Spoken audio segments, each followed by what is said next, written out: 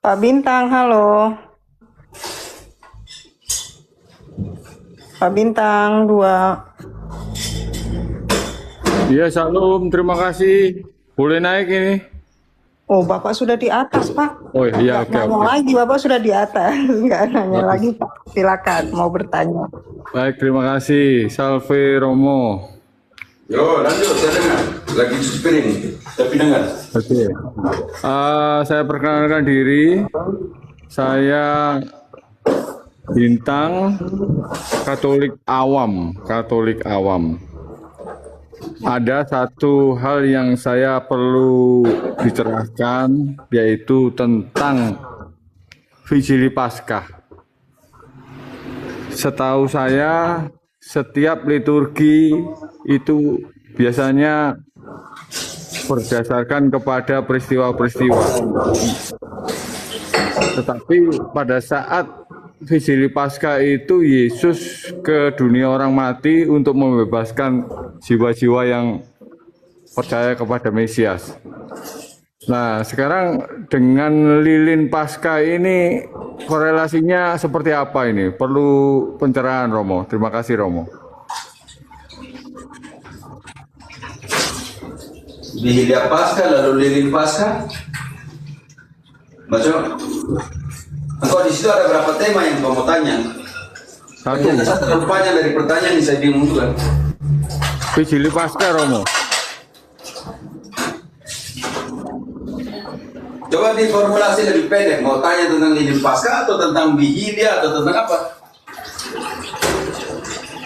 Ya, Jadi ada tentang berapa tema yang dibawa di situ? satu aja, Romo, satu. Vigili Karena Paskah. Vigili sama lilin Pasca berbeda, Pak. Bapak mau ambil yang mana? Mau pertanyaan Vigili Pasca atau lilin Paskahnya? Kalau ada lilin Pasca berarti omong tentang semua liturgi itu malam itu. Tentang, ya. Makanya pertanyaan saya, mau tanya yang mana nih? Bapak mau yang mana, Pak? Mau Vigili Pasca atau lilin Pasca?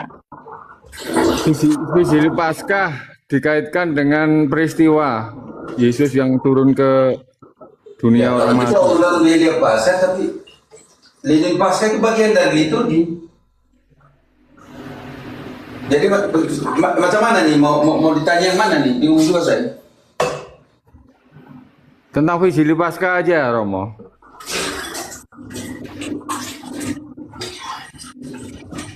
Maksudnya apa yang mau tanya tentang Vigilia Pasca kalau gitu? Ya, saya kurang paham tentang Vigili Paskah, Romo.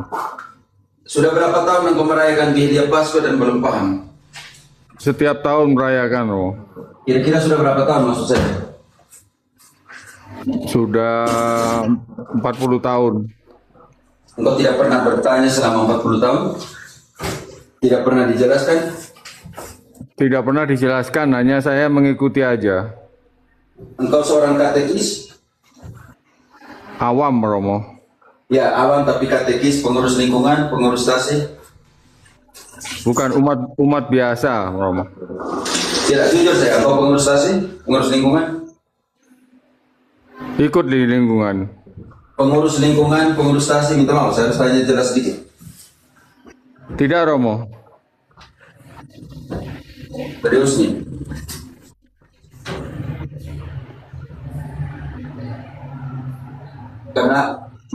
Karena itu mulai dari apa yang kau pahami tentang Vigilia Pasca atau Vigili Pasca. Apa yang kau pahami dulu di situ? Baik, Romo. Jadi setiap tahun yang kita ikuti itu adalah di situ ada janji baptis, ada Tidak, maksudnya penolak. Vigilia Pasca bagian kau itu apa?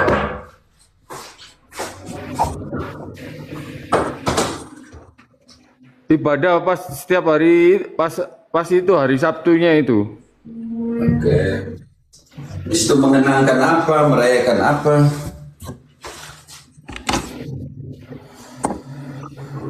Yang engkau pernah dengar?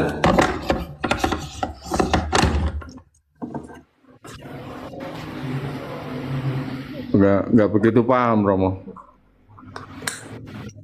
Makanya saya butuh pencerahannya, Romo ini.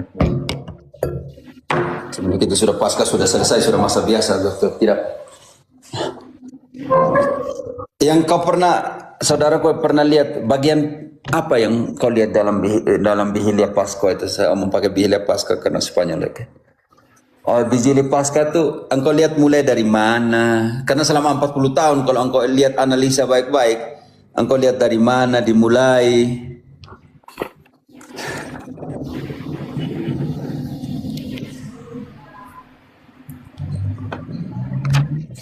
Itu kan ada, kalau nggak salah itu 8 atau 9 bacaan, Romo, dari Ya, perjanjian lama dimulai sampai dari perjanjian upacara baru. apa? Openingnya dibuka dengan acara apa, Pak? Kalau kita mau malam Paskah itu kita dibuka dengan apa pada saat kita mau Paskah di gereja? Upacara apa?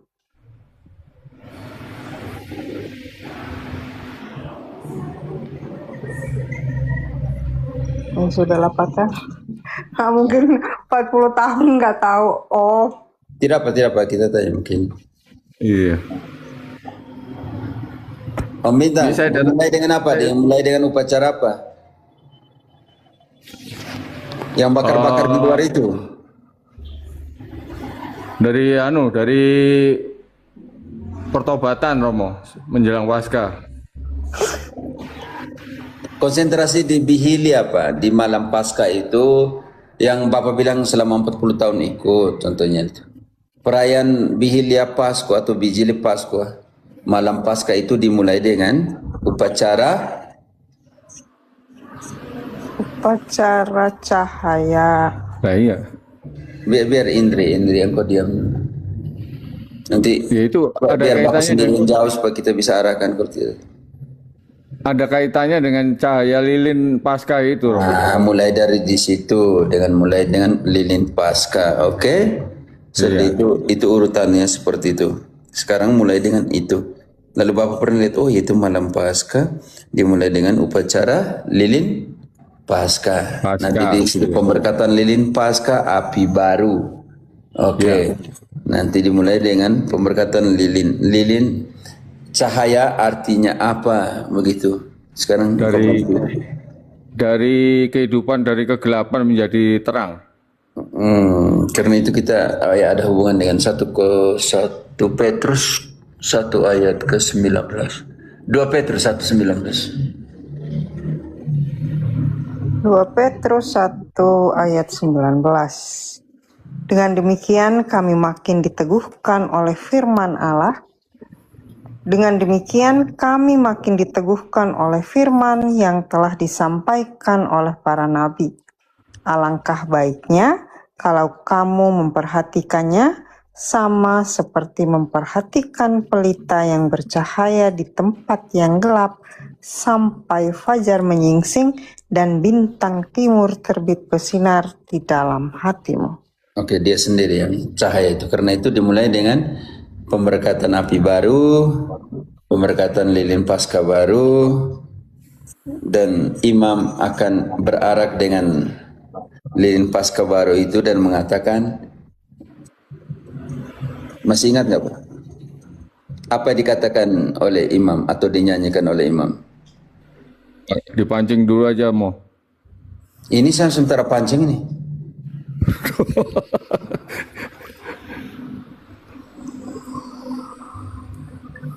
Kalau dipancing mungkin saya ingat, Mo. Terang cahaya Kristus. Amin. Engkau ini tahun depan kau harus PR untuk engkau dari awal. Engkau nih oke, mulai dari situ. Oke, jadi setelah itu dinyanyikan, kalau kami di sini namanya apa dalam bahasa Spanyol, Indonesia namanya apa itu? Exulte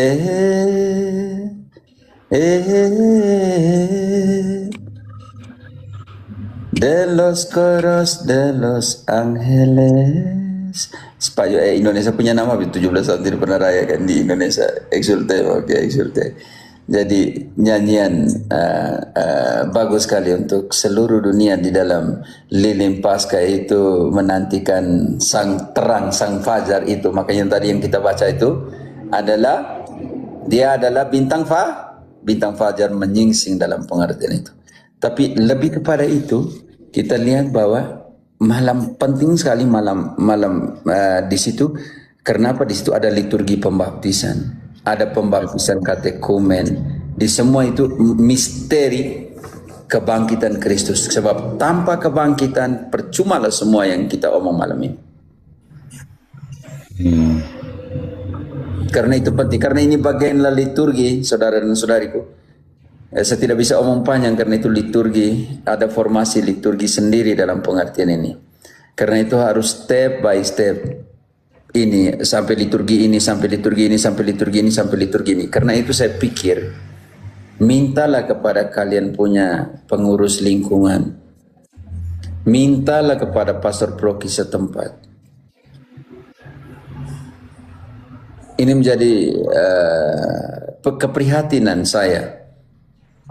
Sampai dengan hal-hal liturgi seperti ini kalian harus tanya. Berarti makanya tadi saya tanya, selama 40 tahun tidak ada katekesi tentang pekan suci. Ini menjadi bukan kecewa tetapi rasa tidak enak juga. Hal-hal yang sebenarnya dijelaskan dalam tingkatan selama prapaskah, selama apa, bisa dijelaskan seperti itu. Bukan karena tidak mau menjawab ya Bapak ya. Karena ini misteri yang mendalam tentang tanpa kebangkitan percuma semua yang kita omong malam ini, percuma semua kedatangan Yesus dan semuanya itu. Karena itu tolong para katekis, tolong romo-romo, proki-proki itu, kamu jangan sampai cemas terlalu tentang pengakuan dosa, cemas tentang itu, tapi katekesis tentang memaknai pekan suci itu yang kurang. Kami di sini contohnya teman-teman, saya mau ambil langsung contoh. Di proki-proki saya pernah kerja itu, Senin sampai Rabu itu, selama pekan suci itu pasca anak-anak. Pasca anak-anak tuh untuk apa? Menjelaskan misteri pasca kepada mereka, kepada anak-anak supaya mereka mendalami, menghidupi pekan suci itu dengan seluruh misterinya. Jangan sampai kita ini lebih kepada sudah mengaku dosa atau belum, sudah siap tenda atau belum, sudah siap panitia bagaimana, dan kita lupa dari pengetahuan liturgis seperti yang dari lantai 1 ke lantai 4, seperti yang Om Bintang, Papa Bintang, Mas Bintang omong, itu pentingnya teman-teman. Saya pikir menjadi PR untuk kita semua. Kadang kita yang hanya mempersiapkan yang lahiriah, tetapi pengetahuan tentang perayaan-perayaan seperti ini kita lupa. Om Bintang, engkau menjadi pertanyaan malam hari ini untuk menjadi juga kaca pembesar untuk semua proses katekesis kita di Indonesia, proses pastoral kita di Indonesia. Jangan sampai umat kita pergi merayakan pekan suci tanpa pengetahuan. Karena tidak ada pengetahuan yang sesungguhnya ke pekan suci, mereka kurang menghidupi makna dari pekan suci itu sendiri. Tolong, Bintang, terima kasih ya. Terima kasih untuk pertanyaan seperti ini. Karena ketika saya tanya engkau sudah berapa tahun merayakan Paskah, Bihil ya, engkau bilang selama 40 tahun. Tetapi dengan jujur dia mengatakan, tapi saya belum mengerti betul. Makanya saya selalu membela mereka yang tidak mengerti. Karena apa? Karena inilah tugas kita, tugas pengajaran kita. Kadang mereka seperti domba tanpa gembala, Matius 9 ayat 36. Ayat 36, oke. Kesian. Melihat orang banyak itu, tergeraklah hati Yesus oleh belas kasihan kepada mereka, karena mereka lelah dan terlantar seperti domba yang tidak bergembala. Dan apa yang harus dibuat ayat 35? Demikianlah Yesus berkeliling ke semua kota dan desa, Ia mengajar dalam rumah-rumah ibadat dan memberitakan Injil Kerajaan Sorga, serta melenyapkan segala penyakit dan kelemahan. Yesus mengajar dan mewartakan. Om Bintang, saya tanya hal yang paling kecil yang kau jujur di sini. Saya senang pertanyaan seperti ini. Sebelum masuk ke misteri tahun itu yang kita namakan tahun liturgi ya teman-teman. Karena ada blok besar antara tahun liturgi itu ada Advent, Natal, Prapaskah, Paskah, dan masa biasa. Itu 5 blok besar di dalam tahun liturgi. Di setiap tahun liturgi, di dalam masa liturgi itu, kita punya warna liturgi. Om Bintang, jujur saja, engkau mengerti tentang warna liturgi? Maksudnya yang jubah yang dipakai Romo itu? Ya, ketika engkau masuk lihat Romo jubah hijau, engkau mengerti artinya? Kalau hijau nggak tahu, kalau ya, contoh kecil ya, contoh kecil. Ya. Kalau merah artinya apa? Kalau putih artinya apa? Kalau ungu artinya apa? Ungu dipakai dalam masa apa? Contoh, ini katekesis kecil, namanya katekesis, kita bilang formasi liturgi. Minta maaf teman-teman, ini jangan sampai menjadi kerinduan dari begitu banyak orang Katolik Indonesia. Mereka masuk dalam sebuah perayaan tanpa mengetahui misteri yang mereka rayakan. Dan misteri itu bisa dilihat di dalam hal-hal yang kasat mata. Oh, Romo pakai jubah, singelnya, oh single ungu ya. Oh, iya kasula ungu ya. Artinya apa? Oh, artinya pertobatan metanoia. Oh, seperti itu. Kembali ke debu dan semua, oh, itu pertobatan. Masuk hal-hal kecil seperti itu, teman-teman. Ini kita belum pembagian berapa minggu Advent, berapa masa Natal, berapa masa biasa, berapa prapaskah, berapa pasca diselesaikan, ditutup dengan perayaan apa. Setelah perayaan apa, kita mulai contohnya kemarin semua sacerdote, imam besar ya, imam agung, Yesus Kristus imam agung. Contoh hal-hal seperti itu yang kita namakan itu formasi liturgi. Bagaimana seorang Katolik masuk dalam semua liturgi dan dia ibadah liturgi, dia mengerti misteri yang sedang dirayakan. Iya. Litwina, jangan sampai engkau juga tidak tahu. Banyak orang Katolik merayakan hanya datang dan merayakan karena mereka tidak dijelaskan. Minta maaf teman-teman.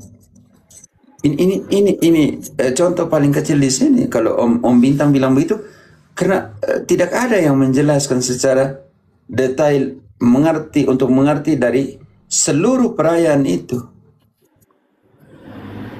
Jangan sampai kita lebih kepada bilang, oh persiapan kor, oh persiapan tenda, nanti banyak orang datang, oh persiapan ini, tapi lupa mempersiapkan kita punya umat tentang misteri yang dirayakan.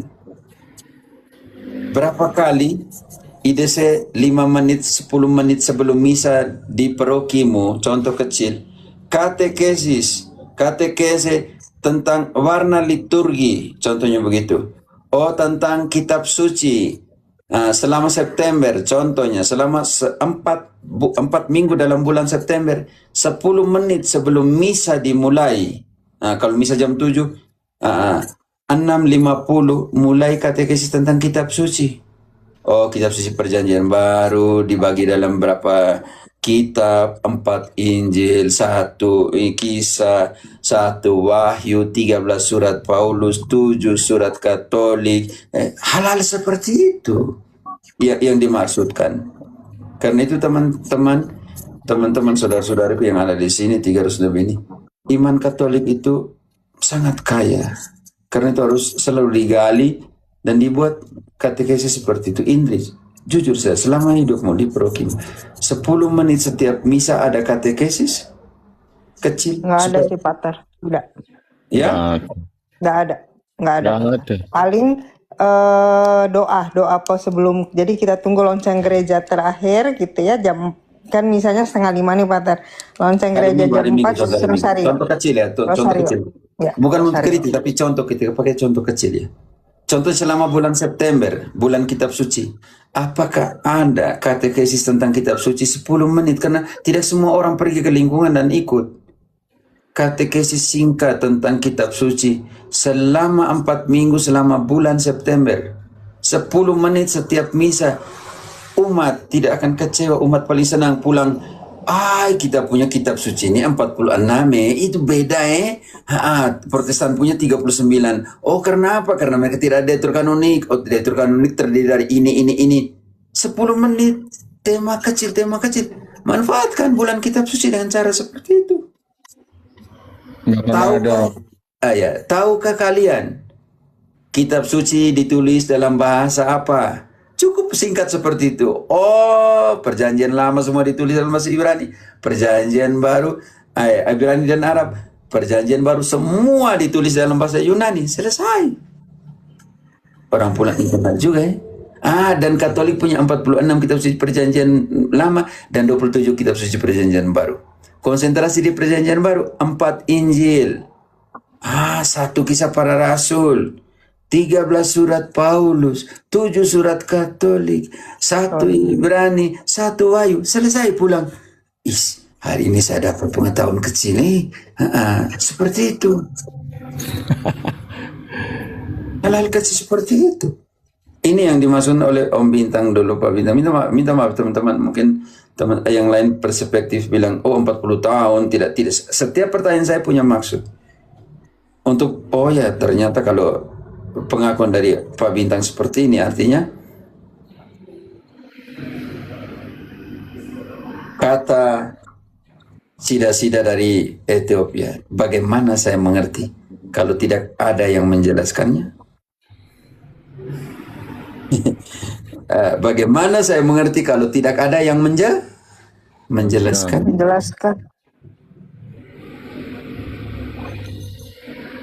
Oke, ini jadi contoh ya. Maaf Pak Bintang, saya jadikan engkau contoh supaya kadang saya lebih berpihak kepada orang-orang yang tidak tahu. Jadi ini juga agen-agen pastoral penting sekali. Mulai dari Dewan Paroki. Kerja untuk apa? Kepemimpinan sebagai Dewan Paroki untuk apa? Mulai mempertanyakan eksistensi dan substansi dari pekerjaan kalian. Pelayanan kalian untuk apa?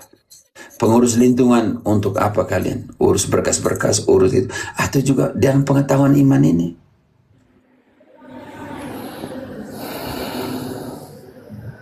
Sebab di dalam 1 Timotius bab 2 ayat 3-4 omong tentang Tuhan mau semuanya dari Allah yang menghendaki semua orang selamat dan sampai kepada pengetahuan akan kebenaran.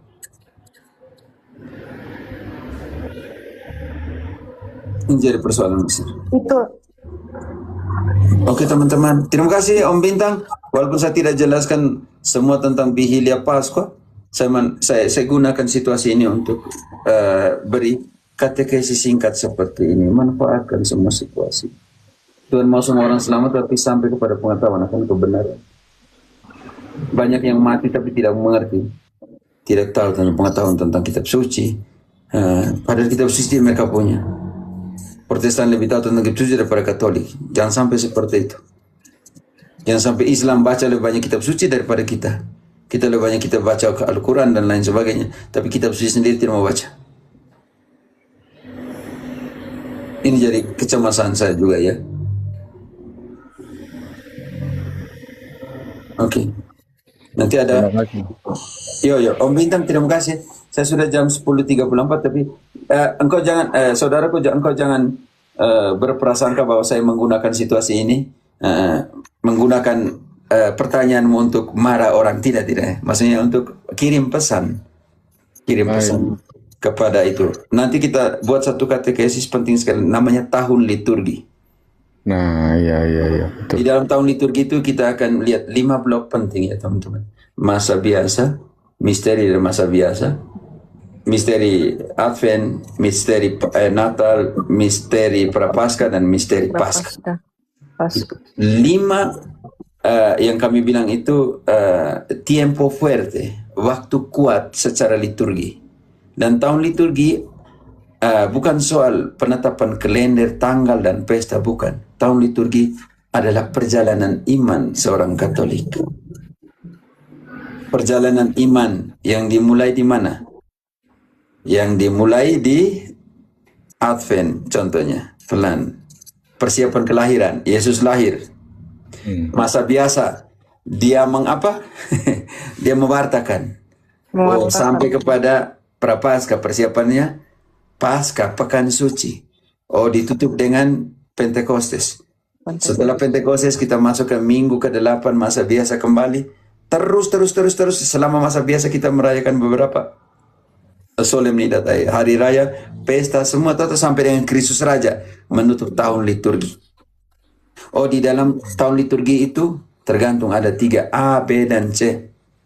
Tahun A, Matius; tahun B, Markus; tahun C, Lukas. Yohanes di mana? Yohanes akan ada di poin-poin penting selama ide saya yang mute-kan dulu. Jangan dulu potong. Di dalam perjalanan tahun liturgi itu Yohanes akan masuk di sini. Itu yang kadang kita lupa ya teman-teman. Jadi saya pikir nanti suatu hari nanti kita akan buat penjelasan dikit tentang tahun liturgi. Oke, Om Bintang, terima kasih. Setelah saya terima kasih banyak. Iya, saya yakin bahwa umat awam seperti saya itu banyak yang tidak paham, Romo. Cuman malu aja dia mengakui. Kalau saya kan kalau nggak tahu tanya gitu. Makanya saya terima kasih atas pencerahan ini sebagai apa ya, semangat saya untuk lebih tahu lebih banyak lagi. Mungkin juga buat teman-teman yang lain yang sama dengan saya sangat terbatas pengetahuannya. Terima kasih, Romo. Terima kasih. Saya tidak jelaskan semua karena nanti ada waktunya saya jelaskan semua, oke? Oke, terima kasih host dan semua teman-teman yang di sini. Maaf kalau malam ini saya tidak bisa menjawabkan semuanya. Nanti saya gunakan peluang ini untuk membuka sedikit mata kita tentang bahasan kekristenan, kekatolikan yang sesungguhnya itu harus diajarkan.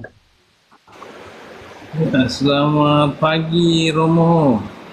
Selamat malam di Kolombia. Yo, jangan kesenaik orang lagi ini yang terakhir ya. Tolong jangan kesenaik lagi. Semua kamu kasihan saya, kamu kasih mati saya kesenaik semua orang. Oke, silakan. Maksudnya jangan kesenaik lagi orang lagi. Mengganggu.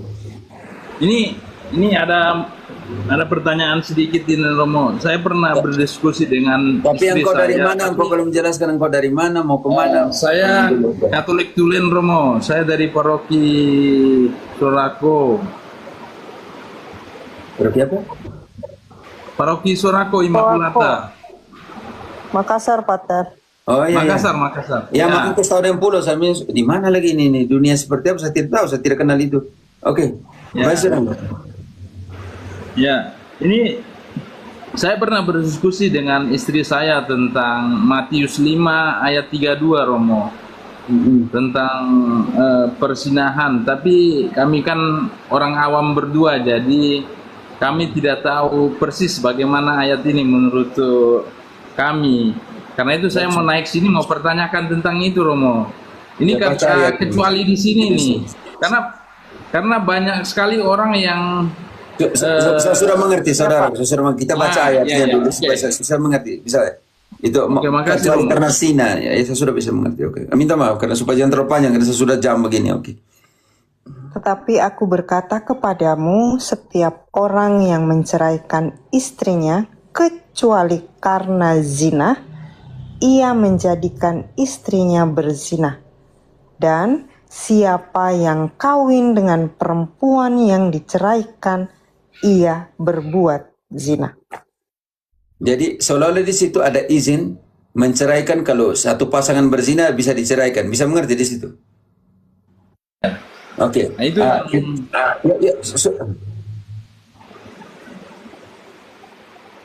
Iya, sebentar ya, biar Pater jelaskan dulu. Tanya mau konfirmasi kecil, setelah biarkanlah saya jelaskan gitu. Maksudnya seperti di situ pemahaman salah, keliru tentang porneia. Porneia itu Bukan karena baku cuki baku apa dengan orang lain setelah kau ceraikan. Porno itu lebih kepada kejanggalan seksual. Contohnya apa? Kalau bapak dengan anak, saudara dan saudari kandung.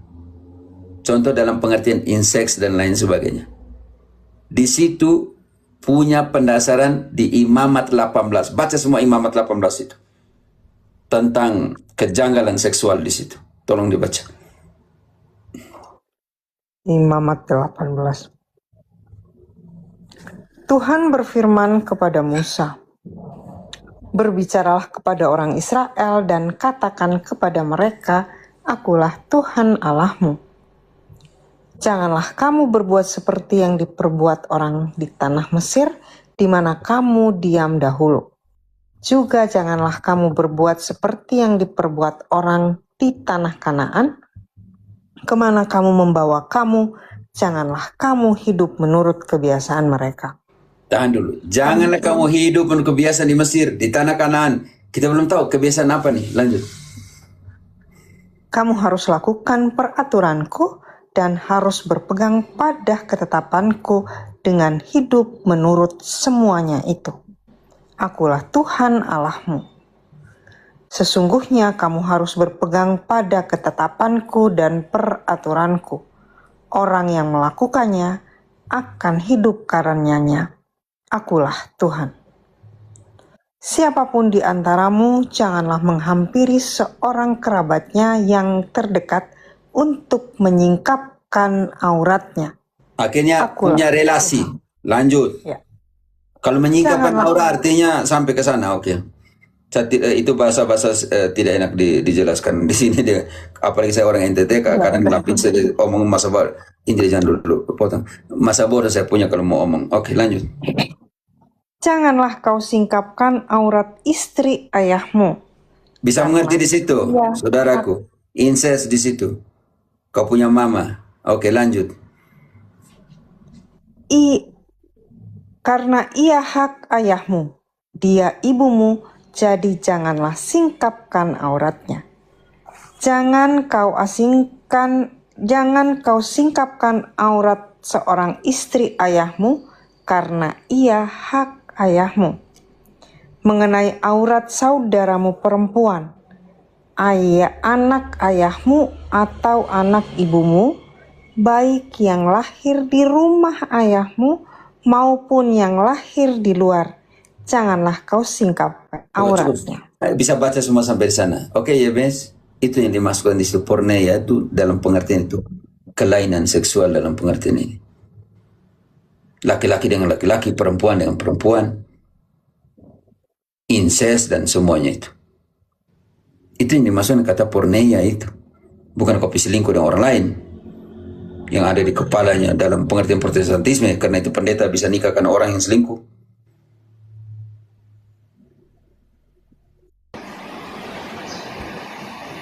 Tidak tahu dalam penjelasan singkat yang kau bisa mengerti itu. Ya, Romo. Ya biasa kau bisa mengerti sekarang apa artinya porneia di situ karena cerai. Cerai karena itu berzina itu. Siap, Romo, siap. Sudah, Romo. Ya. Oke, baik. Karena itu ada standarnya ada di Imamat 18. Imamat 18. Baca semua masih ada sampai di bawah. Hubungan yang tidak teraturan seksual di situ. Jadi porneia itu bisa dalam pengertian laki-laki dengan laki-laki, perempuan dengan laki-laki. Perempuan itu melawan semua kodrat penciptaan laki-laki dengan laki-laki. Perempuan dengan perempuan melawan semua kodrat itu. Allah menciptakan perempuan dan laki-laki.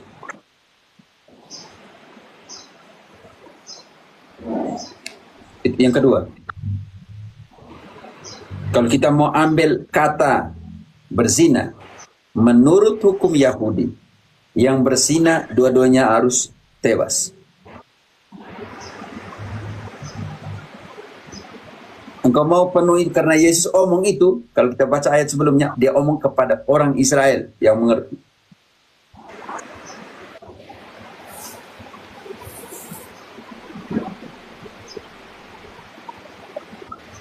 Kalau kita mau pakai logika yang di situ yang ada di dalam, artinya harus dihilangkan.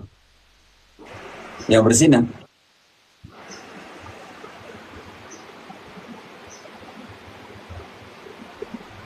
Engkau mau pilih yang mana? Engkau mau pilih yang mana? Sudah, Romo.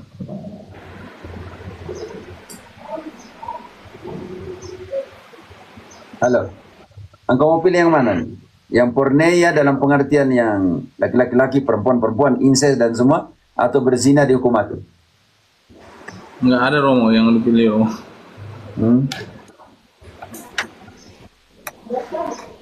Karena yang berzina dihukum mati. Itu sangat keras.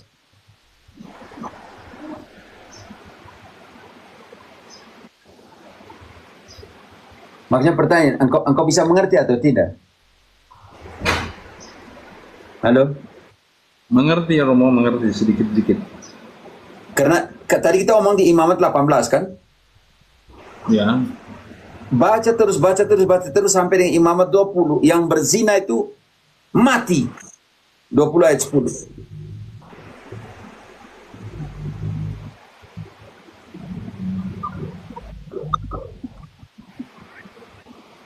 Bila seorang laki-laki tidur dengan istri saudara ayahnya, jadi ia melanggar hak saudara ayahnya. Mereka mendatangkan dosa kepada dirinya, dan mereka akan mati dengan tidak beranak. Engkau mau yang itu?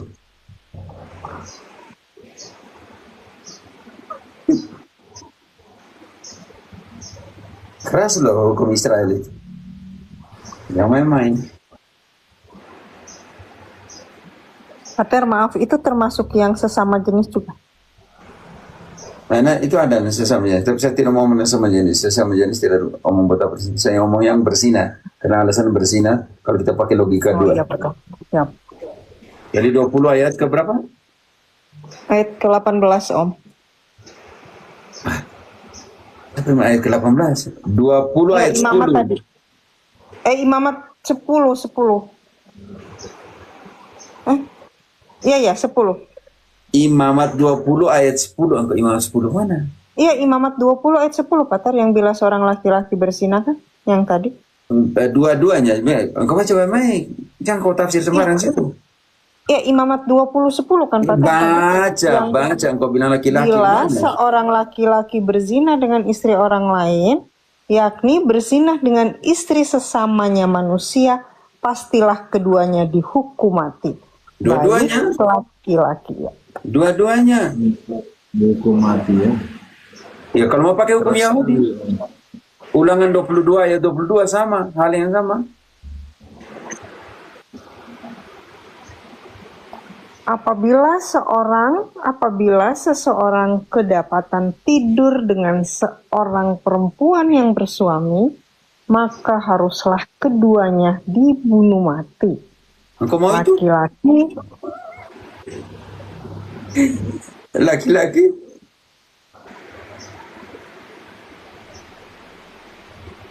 Keduanya laki-laki dan aduh, ini saya engkau nih. Dia punya sinyal atau punya? Ya, Pater. Maka harus, saya ulang, Pater, ya. Halo, Pater.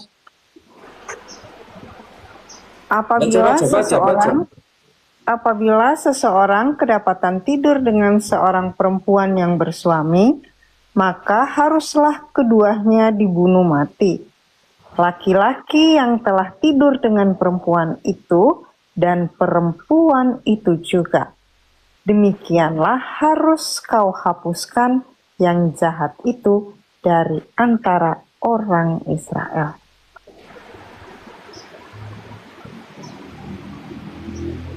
Engkau mau seperti itu ya, Bes? Enggak lah Romo. Kita yang mau lurus-lurus saja Romo.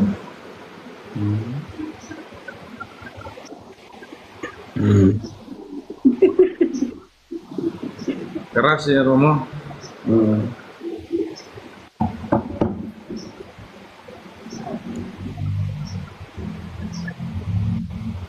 Pornei, hubungan tidak sah. Porneia.